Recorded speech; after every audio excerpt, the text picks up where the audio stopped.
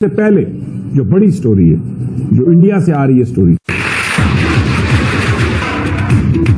भारत एक ऐसा मुल्क जो कि दुनिया के अंदर डिफेंस ट्रेड के हवाले से, डिफेंस खरीद और फरोख्त के हवाले से जाना माना जाता है और अपने कंटिन्यूअस आर्सेनल्स को इंक्रीज। आपने इजराइल के आयरन डोम के बारे में खूब सुना होगा।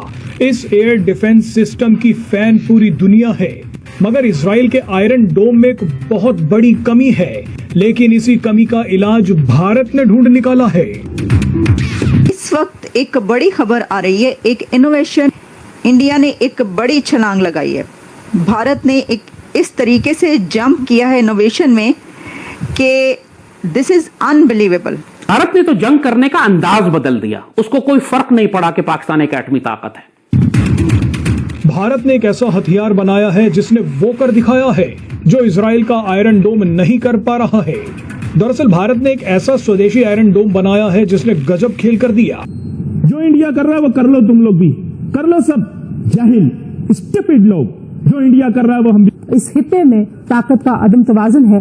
पाकिस्तान को क्या करना चाहिए ऐसे हालात में जब हमारे मुआशी चैलेंजेस बहुत ज्यादा हैं? पाकिस्तान किस तरफ? पाकिस्तान इस वक्त $70 बिलियन खर्च रहा है अपने डिफेंस पे, और हम क्या करते हैं? हम 10 बिलियन, वो 70 और हम चाइना के पीछे लग के बेड़ा गर्क कर दिया मुल्क का, सीपेक के पीछे लग के बेड़ा गर्क कर दिया मुल्क का। तो मिसाइल सिस्टम है, उसकी जो बात हो रही है, उसकी वजह से जब वो सब चीजें इंडक्ट हो जाएंगी तो फिर अगर पाकिस्तान ने इस फील्ड में हमने कोई नई इन्वेस्टमेंट नहीं की, और अगर हमें भी मुकाबले में जिस तरह कहा जा रहा है कि चाइना के जो J-20 स्टेल्थ प्लेन्स हैं उनको हम हासिल करने की कोशिश कर रहे हैं। हम लाते हैं टॉक शोज और अनलिमिटेड एंटरटेनमेंट सिर्फ YouTube पर। अगर आपने अभी तक हमारा चैनल सब्सक्राइब नहीं किया तो अभी सब्सक्राइब करें और बेल आइकॉन को क्लिक करके हमारी लेटेस्ट वीडियोस के बारे में अपडेट जानें।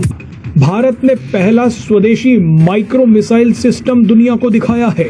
ये काम लगभग आयरन डोम जैसा ही करेगा, लेकिन आयरन डोम की तरह फिजूल खर्ची नहीं करेगा। आप जरा सोचिए कि मच्छरों के झुंड पर कभी तोप से हमला किया जाता है, ये कितना बेतुका है। ठीक इसी तरह से छोटे रॉकेट्स, ड्रोन और UAV पर महंगी मिसाइलों का इस्तेमाल करना भी बेवकूफी है। इसी का इलाज ढूंढते हुए भारत ने 1 मिनट में 64 छोटी मिसाइल दागने वाला हथियार भार्गवास्त्र बना दिया है। और इसमें बहुत सारे सवाल हैं। क्या हम इंडिया का मुकाबला कर पाएंगे? अगर हमारा डिफेंस बजट ना हुआ तो क्या हमारा डिफेंस स्ट्रांग रहेगा?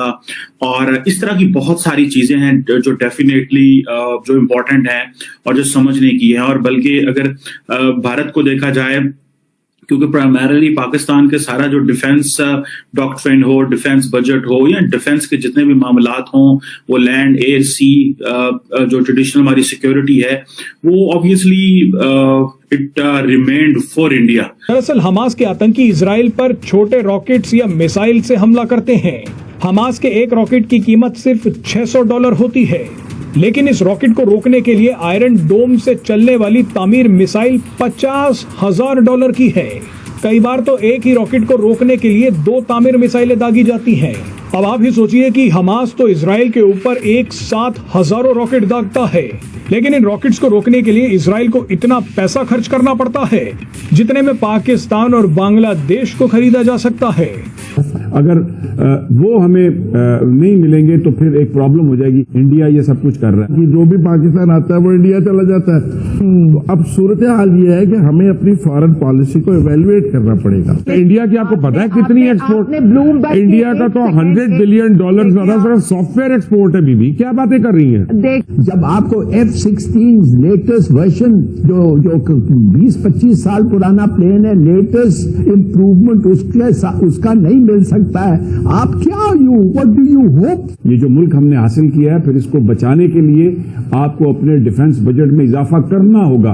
ये वक्त की जरूरत बन जाएगी, क्योंकि इसके बगैर जो ताकत का तवाज़ुन है, जो ये रवायती हथियार है, वो तवाज़ुन फिर भारत की तरफ टिल्ट कर। वैसे इजराइल को आयरन डोम चलाने के लिए अमेरिका से फंडिंग मिलती है, मगर भारत को कोई देश इस तरह से पैसे नहीं देता। इसीलिए भारत ने छोटे खतरों से निपटने के लिए एक सस्ता लेकिन बेहद ही घातक हथियार बनाया है। भारत को लगा कि उसका निकम्मा पड़ोसी पाकिस्तान भी UAV, रॉकेट या ड्रोन से हमला कर सकता है। ऐसे में भारत ने भार्गवास्त्र स्वदेशी माइक्रो मिसाइल सिस्टम बना दिया। वो इंडिया का हलीफ है, हम उससे क्या लेंगे? मुझे ये बताइए। एक तो हम तो एक नई रियासत है, हमारा तशख़्ख़ुस ही अभी पूरी तरह कायम नहीं हुआ। हम अपने इस्लामी तशख़्ख़ुस की हिफाजत करने की फिक्र कर रहे हैं, खुद आपके लोग नहीं कर सकते। उनके सरों पे उनके कंधों पे दो सर हैं। और वो जो टेक्नोलॉजी, असला आप उनसे लेंगे, असला वो इंडिया को तरजीह देगा या आपको देगा? ये सवाल है। देखिए, वो इंटेलिजेंस में बड़ी, जब आके बैठ जाते हैं, आप रोज रोज झगड़ा नहीं कर सकते, हर रोज फसाद नहीं। अमरीकी उनके साथ ताबन करें। यहाँ जो अमरीकी हैं, जिनके एजेंट हैं, वो उन्हें क्यों कल्टीवेट नहीं कर सकते? जो लोग कल सोवियत यूनियन के लिए काम कर रहे थे, आज अमेरिका के लिए काम कर रहे हैं। हाँ। और ये किसी का ख्याल है ना कि मुसायद यहाँ मौजूद नहीं, तो यहाँ मौजूद है। पाकिस्तान की रियासत को तकलीफ हो रही है, हमें चोट लग रही है, हमें दुश्मनों के हाथों नुकसान उठाना पड़ रहा है, तो उसमें किसी एक फर्द का कसूर नहीं है। पाकिस्तान की रियासत के तमाम इदारे ही कसूरवार हैं। भारत ने 9/11 के बाद यह किया कि पाकिस्तान के खिलाफ एक गैर रिवायती जंग शुरू कर दी, मगर उस गैर रिवायती जंग की वजह से भारत ने अपनी जहनियत और हिकमत अमली नहीं तब्दील की। वो हर वक्त रिवायती जंग की तैयारी करता रहा है और आज भी कर रहा है। कई मरतबा ऐसे मौके आए कि जब भारत ने, जिस तरह बालाकोट का वाकया हुआ, भारत ने यह परवाह नहीं की कि अगर हम पाकिस्तान पर जाकर हमला करेंगे तो हो सकता है इससे एक रिवायती जंग शुरू हो जाए या एटमी जंग शुरू हो जाए। भारत को तो यह खौफ नहीं है, वो तो करता है ये, वो अंदर आए। दिफाई निज़ाम में यानी डिफेंस सिस्टम में आयरन डोम सिस्टम एक ऐसा सिस्टम जो जब उसकी तरफ रॉकेट जाता है तो वो उसको फजा में ही रोक लेता है और उस मुल्क को तबाही से बचा लेता है। इसकी धूम किस वक्त मची और कब हमने देखा कि ऐसा सिस्टम इसराइल के पास मौजूद है? उस वक्त जब हमास यानी पैलेस्टीन की जानिब से तकरीबन 1500 के करीब रॉकेट इसराइल की जानिब चलाए गए और हमने देखा कि वो इसराइल में गिरते और तबाही मचाते इससे पहले ही इसराइल के आयरन डोम सिस्टम ने उनको फजा में रोक लिया और उनको तबाह कर दिया। का जो डेवलपमेंट बजट है वो भी जो प्रोग्राम है वो भी उसमें भी कमी आ रही है। For example 4.2% of the GDP 2017-18 में पाकिस्तान खर्च करता था, जो कम करके 2.7% पे आ गए हैं, बल्कि 2.6% ऑफ द जीडीपी हम आ गए हैं, जो कि बहुत बड़ा, इट मींस कि पाकिस्तान में इंफ्रास्ट्रक्चर जो है वो नहीं अवेलेबल होगा, बहुत सारी जो चीजें हैं वो नहीं होंगी।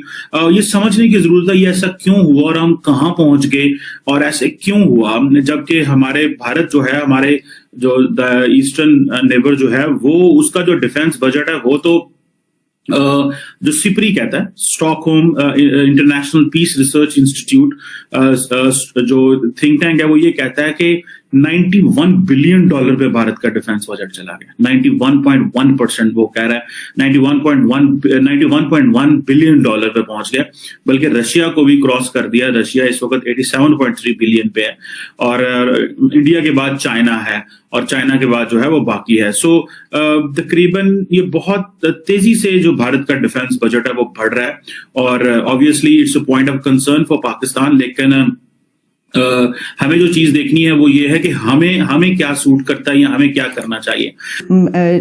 उस तरफ से भी मिसाइल छोड़ा जाता है और वो सीधा जाके इंटरसेप्ट मिसाइल जो है वो उस रॉकेट को लगता है। इस तरीके से जब वो उसको टारगेट बनाता है और उस तक पहुंचता है तो उसको तबाह कर देता है, उसको तोड़ देता है, तबाह कर देता है, उसको अपने मुल्क के अंदर गिरने नहीं देता, पहुंचने नहीं देता। इसका मतलब ये हुआ कि कोई भी इस तरह की रॉकेट या मिसाइल जब उस तरफ जाएगा तो उनके पास इंटरसेप्ट मिसाइल जो है वो उसको रोक लेगा और वहां पे तबाही नहीं ला सकेगा। फिर हमने भी जवाबी कार्रवाई की। हमें यह खौफ नहीं था कि अगर हमने भारत की तरफ हमला किया उसके नतीजे में एक एटमी जंग शुरू हो जाएगी। सबको मालूम था कि ये जो जंगें हो रही हैं ये एटमी जंग के थ्रेशोल्ड से बहुत नीचे हैं, ये झड़पें हैं जो लाइन ऑफ कंट्रोल पर जिस तरह हम रोज करते हैं, उससे किसी को खौफ नहीं होता कि एटमी जंग भड़क जाएगी।